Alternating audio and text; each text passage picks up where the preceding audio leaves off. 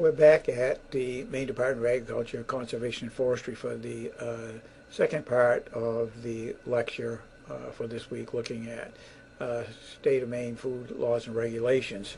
And in this part of the lecture, we're going to be looking at the state of Maine food code. And the state of Maine food code that we're operating under currently is that from 2013. And we look at who adopted the state of Maine food code, and actually both of these agencies or departments adopted the original food code in 2000, but it was adopted by the Maine Department of Health and Human Services under 10-144 CMR 2000, and as well by the Maine Department of Agriculture, Conservation and Forestry, which at the time was the Maine Department of Agriculture, Food and Rural Resources, as 01-001 CMR 331. And if we look at the federal and the Maine food codes, the federal food code, again, the latest revision for that, as you know from a question that I asked you earlier in the semester, to be able to find two revisions from the 2009 food code, was in 2013. And we might ask why the federal food, why do we have a federal and state food codes? And something for you to think about. Changes in the Maine food code from 2001 version, you go to the state website for the actual document that shows you the changes. Each of the codes has 8 chapters, both the federal and the Maine food codes. The federal food code also has 7 annexes. And the following slides will highlight some of the areas that are covered in the Maine food code. We'll actually look at all of the particular chapters, but we're going to spend some time looking at chapters 1, chapter 3, which deals with food, and then chapter 8, which deals with compliance and inspections.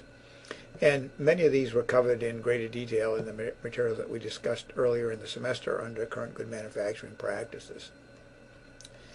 So we're going to highlight purposes and definitions, which are found in Chapter 1 of the Maine and Federal Food Code. We'll highlight some of the points of Chapter 3, which deals with food. And then we'll highlight compliance and enforcement in Chapter 8. And we'll say very briefly as we go through the lecture, we'll say a little bit about reduced oxygen packaging and smoking and curing. This is found in Annex 6 of the Federal Food Code. We previously talked about this actually in the first part of this video when we talked about main regulations that apply particularly to smoked fish and seafood products. Topics covered in both the federal and the Maine food codes include Chapter 1, which proposes the purpose of the food codes, as well as definitions of words that would be used throughout the food code. Chapter 2 deals with management and personnel, both in the areas of supervision, employee health, personal cleanliness, and hygienic practices. And again, this was a whole area that we covered previously when we talked about current good manufacturing practices, as it relates to the responsibilities of the employee, as well as the responsibilities of the employer. Chapter 3 covers food. It covers the characteristics of food, sources, specifications, and original containers and records as they relate to food products. Some very important areas covered under food are protection from contamination after receiving the product into your food service or food processing operation, destruction of organisms of public health concern, as well as limitations of growth of organisms of public health concern. And again, the food codes deal a lot with food that's sold and prepared in food service. It certainly also applies to some degree to food processing, but a major function certainly of the federal and the Maine food codes are to relate to foods that are prepared under food service, be it restaurants, cafes, school lunch programs, jails, prisons, hospitals, nursing homes, and those types of establishments. It also covers food identity, presentation, and on-premise labeling. It talks about how one would handle contaminated or how contaminated foods should be handled. Also special requirements for the highly susceptible population. And we'll talk about a little bit briefly about the highly susceptible populations and what special issues and requirements might need to be handled for these populations. Chapter 4 covers equipment, utensils, and linens, materials for construction and repair, design and construction of the facility, numbers and capacities, which may certainly be regulated to some degree under the fire marshals and state and town regulations, location and installation, maintenance and operation of the facilities, cleaning of equipment and utensils, and then sanitation of equipment and utensils. So cleaning and sanitation, again, and design and construction are things that we certainly talked about when we talked about current good manufacturing practices earlier in the semester. It also covers laundering of any, say, if you're doing linen wear, then linens that need to be properly laundered, any garments that might be worn by your employees and proper laundering of them, and then protection of clean items once they've been cleaned and sanitized. Chapter 5 deals with water, plumbing, and waste. It deals with the water, the type of water that you need, inspection certainly of the water system. It deals with the plumbing system. It deals with mobile water tank and mobile food establishment water tanks for those mobile food establishments that we have, as we have the food vending trucks that we see, and then we also have mobile food being served at carnivals and fairs and things of that nature. Sewage and other liquid waste and rainwater handling, and refuge, recyclables, and returnables. Again, another area that's covered extensively under current good manufacturing practices. Chapter 6 covers the physical facilities, materials for construction and repair of the facilities, the design, construction, and installation of equipment that might be used, the design of the actual facility, the construction of the facility. Gets back into numbers and capacities again. Location and placement of the facility, and then maintenance and operation of the facility. Chapter 7 deals with poisonous and toxic materials as it relates to current regulations relating to labeling and identification of any poisonous and toxic materials that may be used within the facility. It also deals with operational supplies and application, and again with stock and retail sale.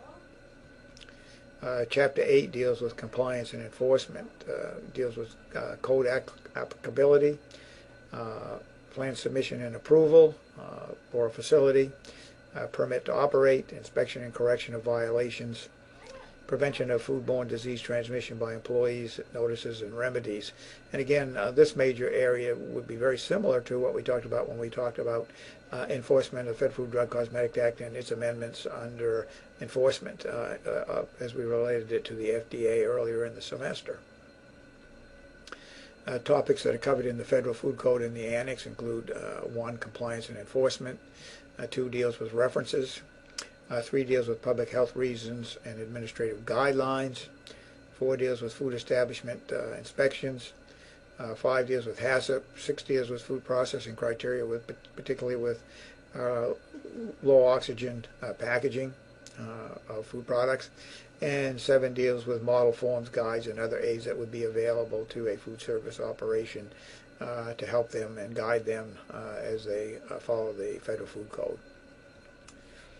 So Chapter 1 is purposes and definitions, and the purpose is defined in the State of Maine Food Code is to safeguard public health, provide to consumers food that is safe, provide to consumers food that is unadulterated. So this gets into all the areas of adulteration that we've been talking about throughout the semester. And then the fourth point, or first purpose, is to provide consumers food that is honestly presented. And again, this would get into an area of certainly of misbranding that we've been talking about throughout the semester. The scope under Chapter 1, it establishes definitions for words that are going to be used and terms that will be used in the food code. It sets standards for management and personnel. It sets standards for actual food operations themselves. It sets standards for the equipment and facilities, and provides for food establishment plan review and permit issuance.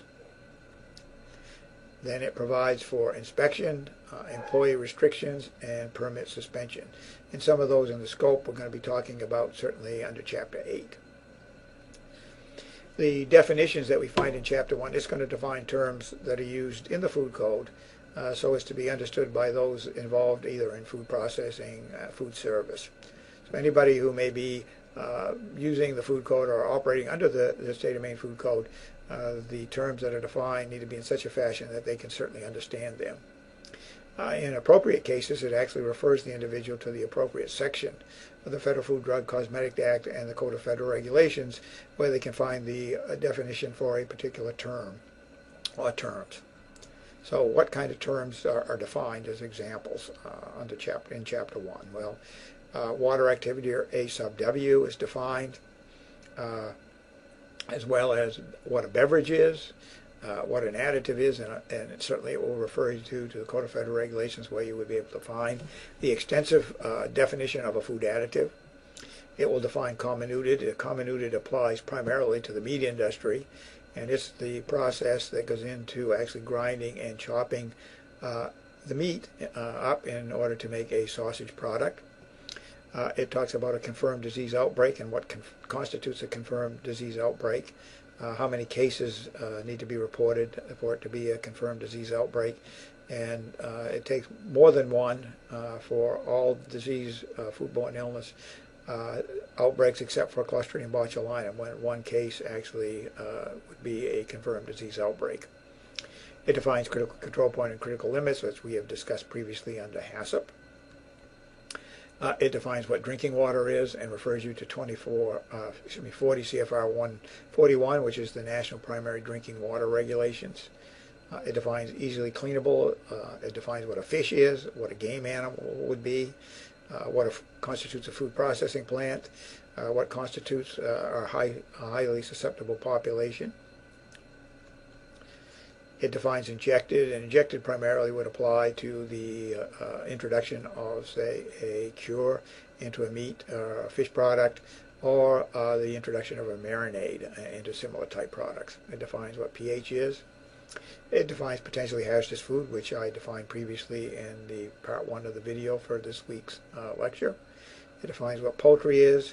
It defines what a ready-to-eat food is, and this is a very important definition because with all of the microwave food products that are put in the marketplace, some of them are ready to eat, just to be reheated and consumed, but others are not fully cooked.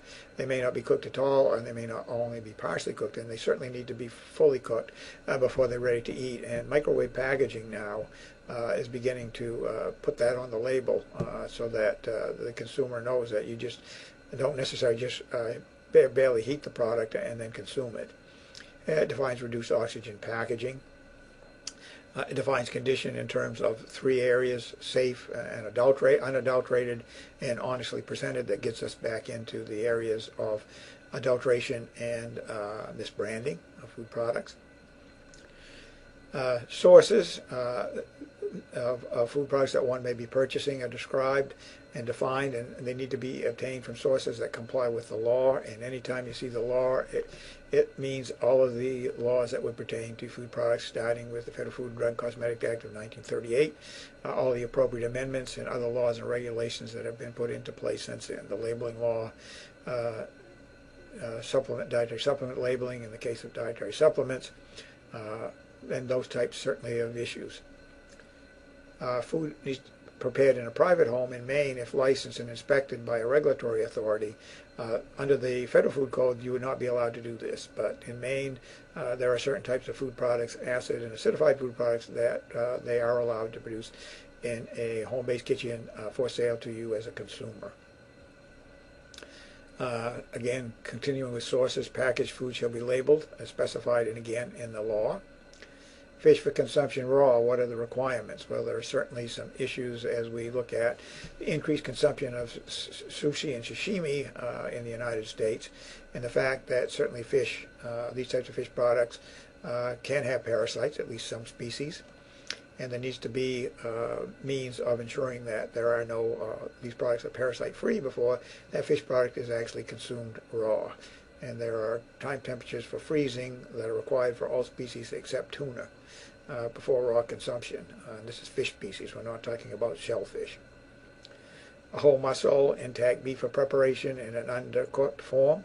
without a consumer advisory. And again, this gets us to the point where in a whole muscle, like a prime rib, or a bottom round or top round roast of beef, if properly slaughtered and handled, the inside of that muscle is essentially sterile. Any potential foodborne pathogens that would be present would be on the surface, so we need to make sure that when we do time temperatures for whole muscle that it's sufficient to destroy any surface potential foodborne pathogens, but we can still serve that as a red, pink, cool center as a raw product. Also deals with food in hermetically sealed containers from a food processing plant that's regulated by a food regulatory agency. In other words, it does not allow for a restaurant to actually vacuum package food products on their own.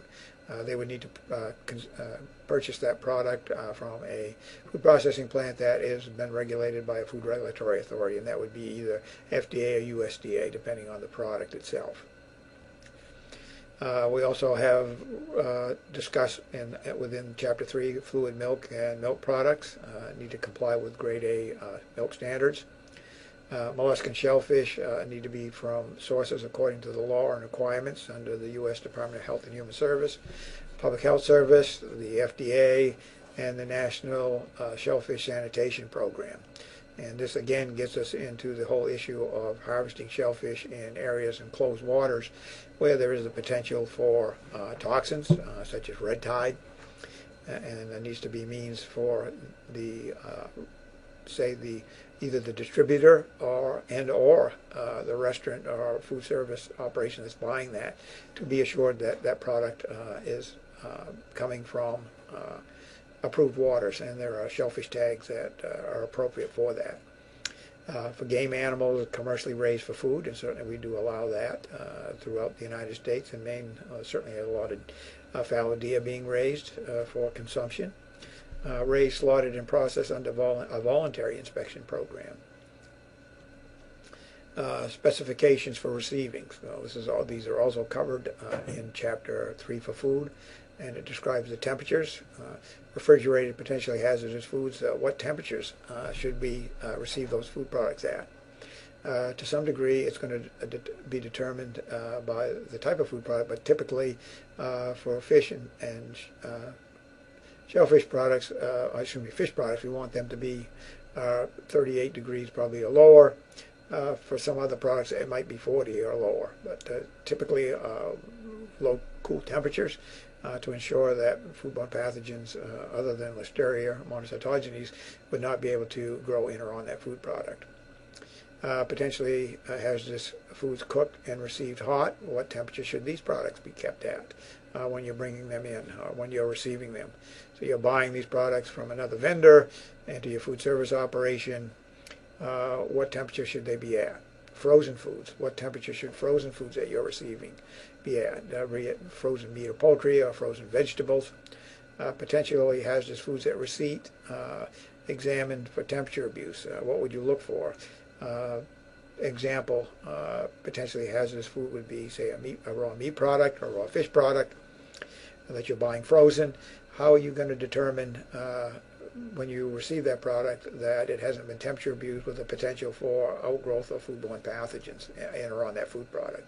And one way to think about this is to think about if you've stored a cut of meat or in your freezer for 8 or 9 months, say in a Ziploc bag, maybe not a refrigerated bag, but just a refrigerated storage bag rather than a freezer bag, and you take that product out, what do you see associated with that product that would tend to indicate to you that that product had been abused or mishandled? Additives, this food code in Chapter 3 specifies that it may not contain unapproved food additives, and it cannot contain grass food additives that are there above or prior sanction substance that exceed the amounts that were specified under the law. The specifications for receiving also cover a number of other commodities. It covers shell eggs, pasteurized eggs and milk products, package integrity, shell stock identification in terms of the harvesting tags, shell stock condition, are they live or dead, and original containers and records. And then once we have received that food product, what do you do as the food service operator, the food processor, protection of those products from contamination after you have them? Well, you need to make sure that you're preventing contamination by employees. Certainly we know that employees can be a source of some foodborne pathogens. Staphylococcus aureus certainly is one that can be associated certainly with employees. Some of the viruses as well, hepatitis virus A, employees could be a carrier for that, as well as norovirus. Certainly we've seen a lot of, in the past 2 months, actually at the end of January, a very large outbreak of norovirus, certainly on cruise ships, which in the past 2 or 3 years tended to have a number of these cases, where over 600 people actually come down with norovirus. Preventing food and ingredient contamination. Preventing contamination from ice used as a coolant. And again, in some instances we use ice to cool our food products. The issue here is that that ice needs to have been made from potable water, which is drinkable. The other thing is the actual ice making equipment itself. If you have an ice maker within your facility, it needs to be cleaned and sanitized on a regular basis. It can be certainly a source of potential foodborne pathogens. If any of you have watched the Food Channel and watched Restaurant Impossible, where the host goes in and tries to help revamp restaurants, oftentimes he'll go to the ice machine and look up inside and see and pull out in his fingers all kinds of contamination. He said it's salmonella. It may or may not be salmonella, but it certainly could be a potential source of foodborne pathogens. And then preventing contamination from equipment, utensils, and linens that have not been properly cleaned and sanitized. Preventing contamination from the actual premise itself. In a food service operation, it becomes important to address preventing contamination by consumers. And certainly some of the areas where this could be a major issue is in those restaurants that have buffets, where the consumer is in fairly well direct contact with the food, and also in the instances of salad bars, where again the consumer may be a source of contamination. And preventing contamination from other sources is a catch-all for anything that has not been covered previously in Chapter 3 on food. Then ultimately we're also interested in destruction of organisms of public health concern, and certainly one of the ways that we actually destroy the potential foodborne pathogens is in the cooking of the food product itself. And for raw animal foods, we might ask what's included as raw animal foods. And as we look at the types of food that are considered to be raw animal foods, will determine the time temperatures that would be needed to ensure destruction of organisms that might be a public health concern. For some food products, it's 63 C or 145 Fahrenheit or above for 15 seconds. And this would be certainly an internal temperature. For others, we need a little higher temperature, 155 Fahrenheit for 15 seconds. Our temperature and time that would be specified in the table that I'm going to show you here in a few minutes. And these are for things like rare tights, which I'll let you determine what they really are. And then injected meats. These are meats where a cure might be injected into the meat, or maybe a marinade, where the issue becomes, even though the center of the muscle itself may be sterile, may be fairly sterile, but once you've injected some materials into it, you have the potential for injecting a potential foodborne pathogen into that product. 74 or 165 or above for 15 seconds for things like poultry, fish that has a stuffing, meat, pasta, poultry, or stuffing containing these raw animal foods. So if we look at them for 63 centigrade, 145 Fahrenheit, we are looking for rare tights injected in common meat. Game eating fish, we're going to go for a time of 3 minutes. If we raise the temperature, the time can be reduced, because the higher the temperature, the faster the rate of kill for potential foodborne pathogens. At 150, it's 1 minute. And if we take that temperature to 158, it's going to be less than 1 second. Whole beef roast, corned beef roast, pork roast, and cured pork roast. The time temperatures for destruction of organism public health concern is based on the weight and cooking method, be it dry roasting, a convection over high humidity. And high humidity is actually defined in the food code as a relative humidity of 90% for at least 1 hour during the actual cooking process, or cooking in a moisture impermeable bag. And there are some roasting bags that you can buy even to be used in the home, and when you seal these bags, it does not allow the steam to actually come out of the bag, so you have a moist environment with real high relative humidity. And moist cooking is a better destructive agent for foodborne pathogens or for microorganisms in general than is dry heating. So roasting will not, or baking will not destroy microorganisms as rapidly as cooking in a high relative humidity environment. Microwave cooking of raw animal foods, they need to be rotated or stirred throughout or midway during cooking. They need to be covered to retain the moisture, and again, this gives us a high relative humidity during the cooking process within that product. And it needs to be at least 74 degrees centigrade or 165 Fahrenheit in all parts of the food. And then we need to let it stand for 2 minutes after the cooking has been completed, and this is to allow for the temperature to stabilize throughout the whole piece of food that we're cooking. One of the things you have to remember in a microwave, even if you have it on a microwave that has a rotating disc in it, you still have areas that don't heat at the same rate, and certainly the type of container that you have it in will affect the rate of heating in a microwave oven. So the 2 minutes of standing allows for equilibration of the temperature throughout the whole product. Hot holding of fruits and vegetables, what temperature, certainly if you have them in a steam table, what temperature would you like to have them at? Well, in the initial food code of 2001, it was at 140 degrees. In subsequent food codes, it's been reduced to 135. Not as critical perhaps for fruits as it would be for vegetables, but fruits have certainly are acid. pH is well below 4.6 for almost all fruits. Parasite destruction certainly is important, and this would be appropriate in raw marinated, partially cooked or marinated, partially cooked fish and mollusk and shellfish. Shall be frozen through to a temperature specified in the following table, and the only species that are exempt are tuna. And the reason for that is tuna muscle has never been shown to be a carrier of any potential parasites. And mollusk and shellfish still can be eaten without having been frozen. So for fish species, if you're freezing like in your still freezer at home, they need to be frozen where you reach a temperature of minus 20 degrees C. It takes 7 days to ensure that you've destroyed any parasites that might be present. If you have a blast freezer where you have a high-speed fan that's circulating that cold air around the product, and the temperatures within a blast freezer are usually around a minus 35, you can actually be assured that the parasites are destroyed in 15 hours. So it's much more rapid. And then those can be thawed and then served as sushi or sashimi. Reheating, preparation for immediate service, and then reheating for hot holding potential hazardous foods.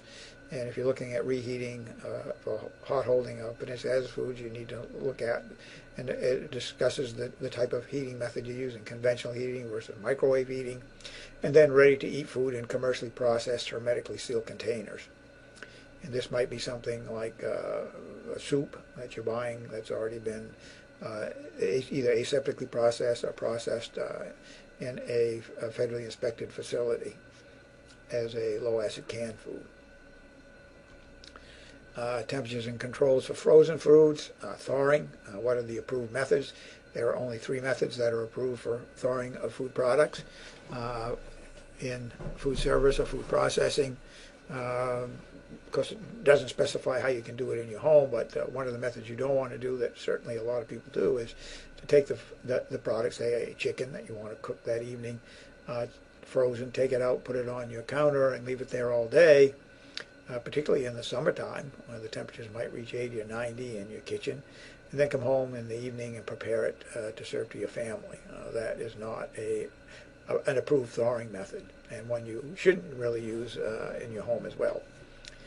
Cooling of potentially hazardous foods, they need to be cooled within 2 hours from 60 centigrade to 21, and then within 4 hours from 21 to 5 degrees C or less.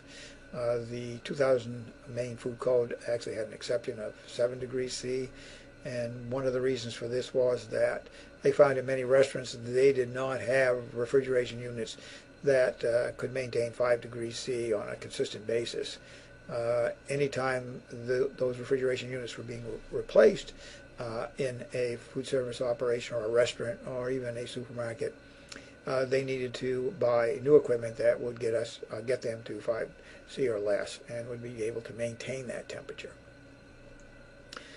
Temperature and time controls, cooling. What about canned, potentially hazardous foods used as an ingredient, such as tuna fish that might be used to make tuna salad? Certainly both the mayonnaise, Miracle Whip, and the tuna fish itself, which typically in a food service operation is going to be in large cans, should be cooled prior to actually making the sandwiches or making the tuna salad that's going to then be stored refrigerated.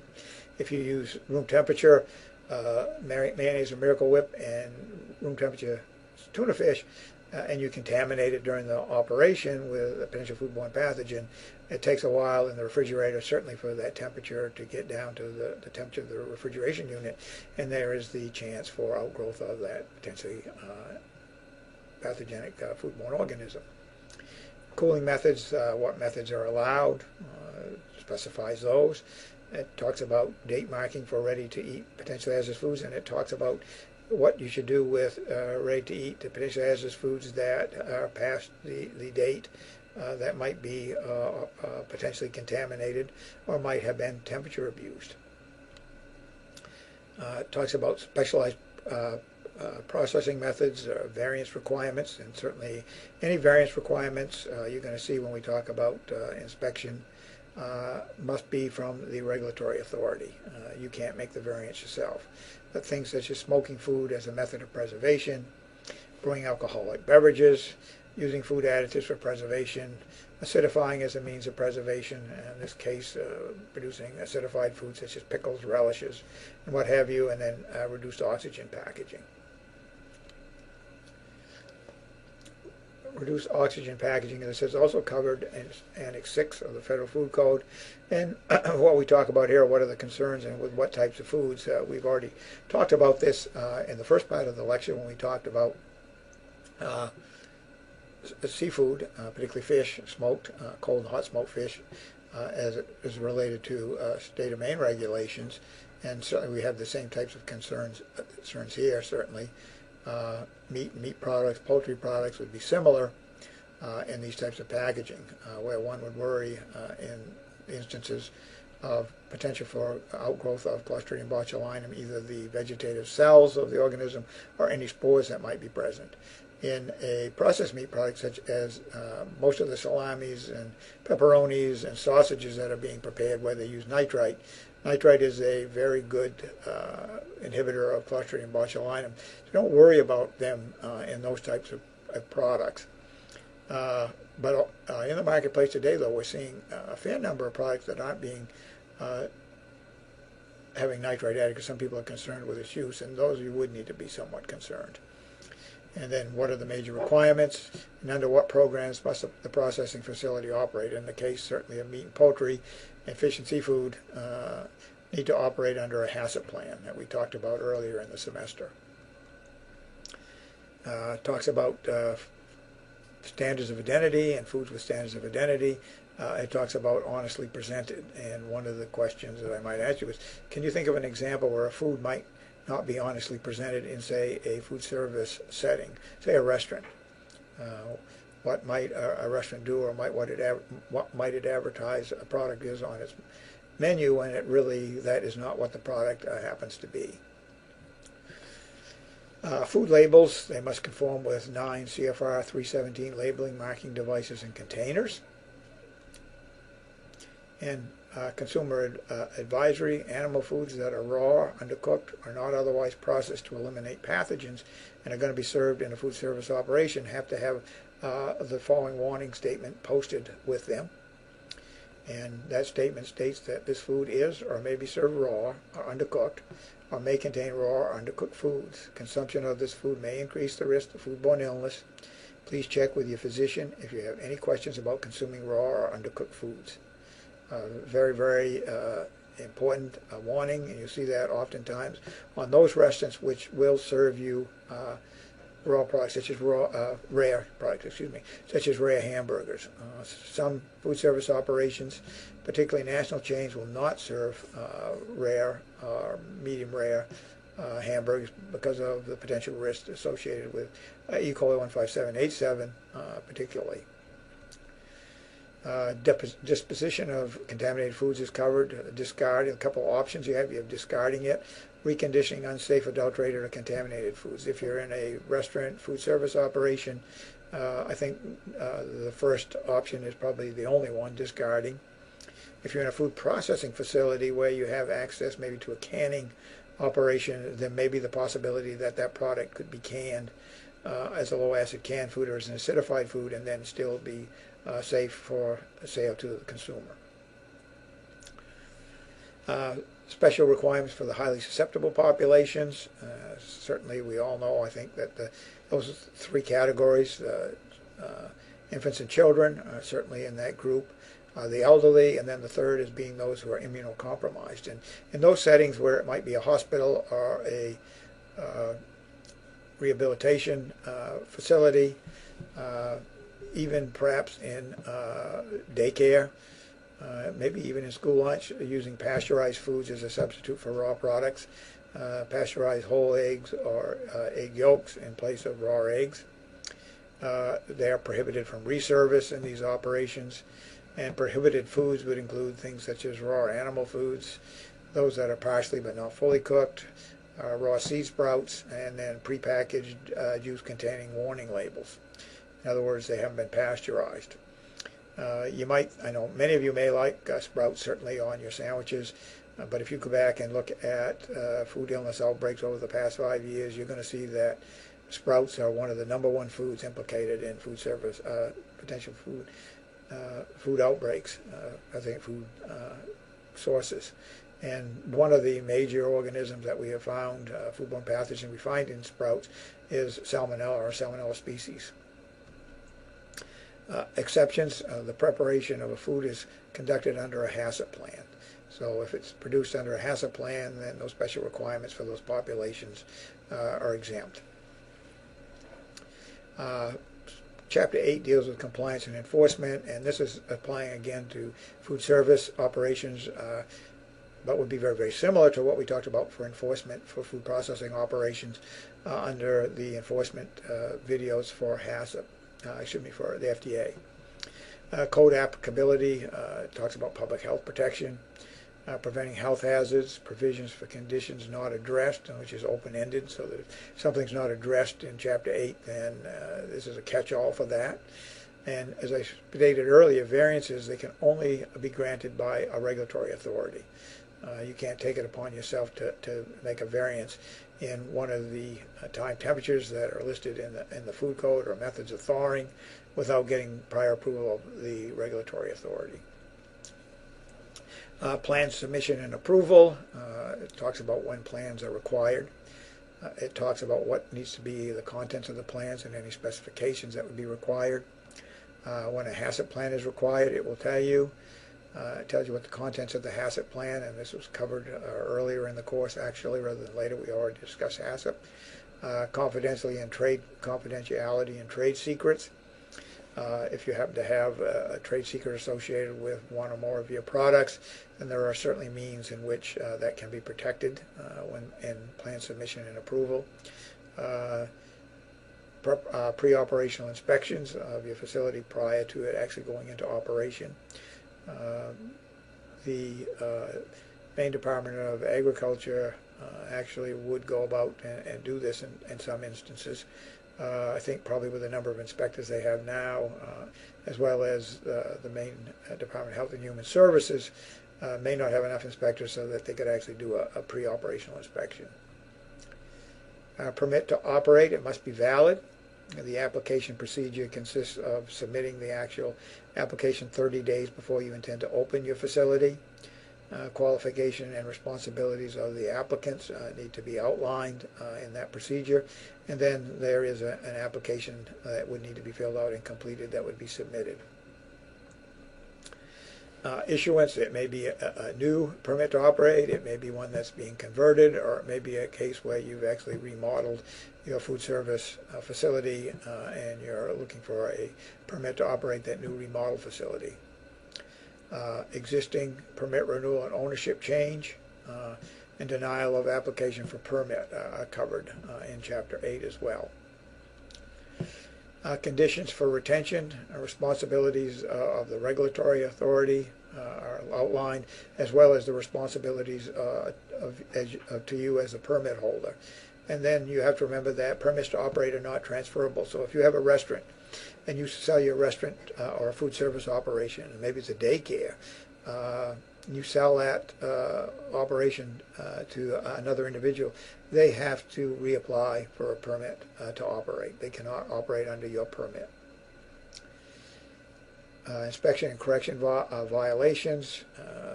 Frequency of inspection is determined, or what determines the term on a regular basis. It's typically determined by performance and risk-based. If we look at what's been happening in Maine in terms of inspections of restaurants, they're lucky if they're inspected once every 2-3 years. There certainly has been a move over the last 3 or 4 months for some cities and towns to actually do some of their own restaurant inspection.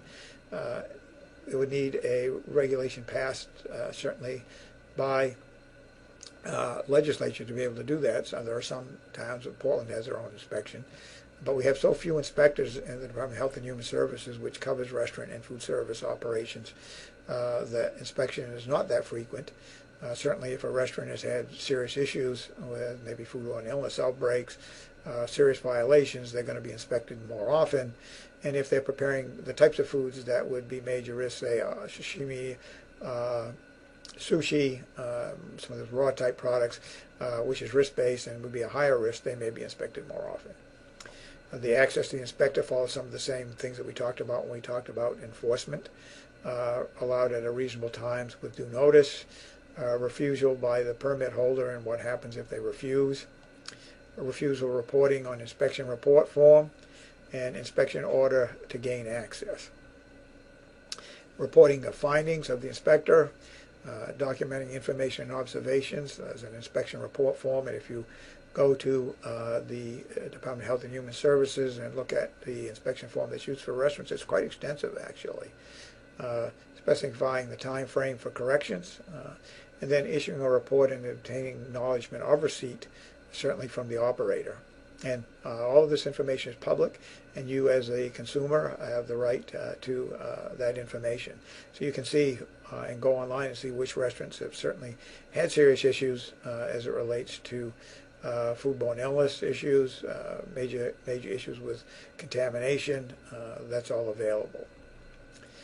Imminent health hazard, if during the inspection it's found that there are imminent health hazards present, then they can actually ask for ceasing of the operations and reporting, and the operations can't resume until such time as they've been re-inspected and found that any imminent health hazards have been taken care of. You can have critical violations, and for critical violations certainly we need timely correction, and the operator needs to have verification and documentation of the correction, which would be available to that inspector.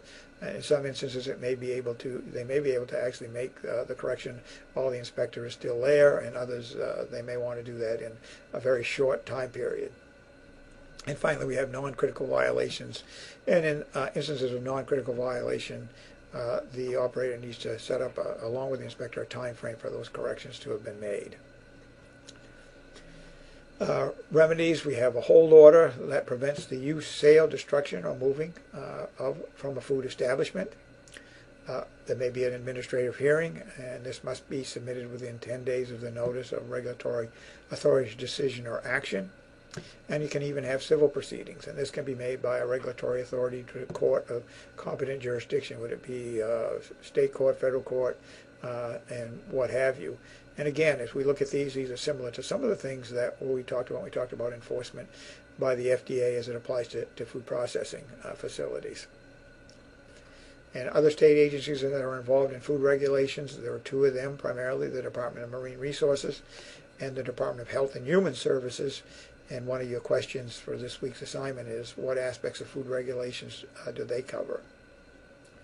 And finally, the food trivia question for this week is, what animal's milk is used to make authentic Italian mozzarella cheese?